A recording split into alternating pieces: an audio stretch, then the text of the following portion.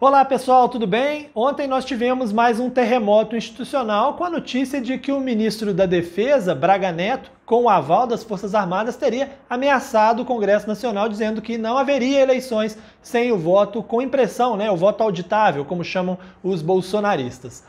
O ministro negou, e também fora do público, também o presidente da Câmara, Arthur Lira, teria negado, mas publicamente o Arthur Lira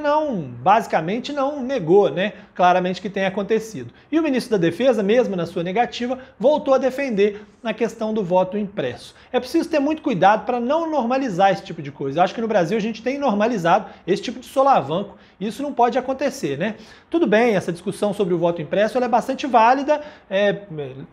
deve ser tratada mesmo dentro do parlamento, e claro que o presidente da República, ou o vice-presidente da República, que também falou sobre o assunto, devem opinar, o ministro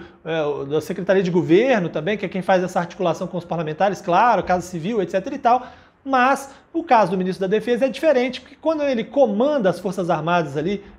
as três forças ali dentro da Defesa, ele não deveria dar opinião, porque a opinião de quem está armado acaba se tornando de alguma forma um tipo de ameaça, E é bem importante a gente perceber que às vezes as pessoas, por estarem num lado ou no outro na discussão ideológica, podem achar bom, porque querem também o voto com impressão, etc e tal, e achar interessante esse tipo de pressão, mas é preciso lembrar que pode ser o contrário, lá na frente, Isso pode ser, quem hoje está no governo pode de amanhã estar na oposição, e quem está na oposição pode estar controlando aí as Forças Armadas, fazendo pressão, etc e tal, de modo a tentar não sair nunca mais do poder. É o que a gente vê, por exemplo, aqui na Venezuela, o vizinho nosso,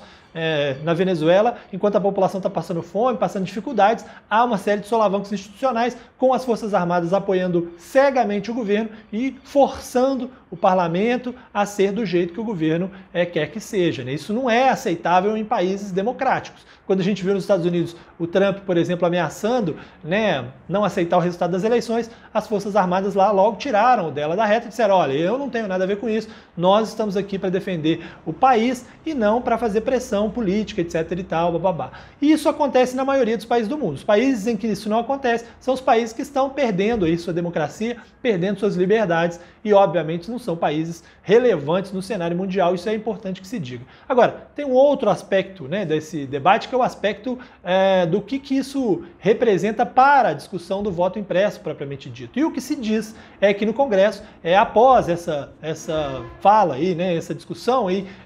envolvendo o ministro da Defesa, ficou mais difícil do que estava antes aprovar a questão do voto impresso. Os partidos que são contra querem liquidá-lo já na volta do recesso, não querem dar margem, justamente para que ninguém diga que, olha, aprovou porque houve uma pressão das Forças Armadas, etc e tal. Então, muito provavelmente, isso vai acabar demolindo de uma vez por todas a ideia do voto com impressão, e nós teremos a eleição com o voto do jeito que é hoje, o voto com as urnas eletrônicas, que o TSE sempre destaca, é um voto auditável, porque a urna imprime no final o boletim de urna, e ele poderia, se fossem todos somados, chegar a uma conclusão sobre o resultado eleitoral. E dentro desse debate é também interessante dizer como foi a postura do vice-presidente Hamilton Mourão. O Hamilton Mourão ele fica na dele, ele não quer também se colocar como alguém aí como opção para eventualmente não pressionar um impeachment, mas quando surge esse tipo de situação, ele logo dá a sua posição para se mostrar diferente do Bolsonaro, mais moderado do que o Bolsonaro, o que não necessariamente nem é verdade, porque na época da campanha e antes de se tornar vice-presidente, ele também dava declarações às vezes mais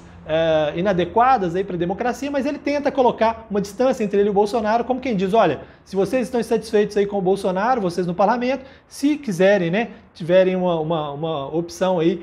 para um impeachment, eu estou à disposição, vocês vão ver que comigo a situação vai ser bem mais tranquila, o debate institucional vai ser totalmente diferente. Então ele fez questão de dizer isso ao falar que o Brasil não é uma república de bananas. Um abraço para vocês e até mais.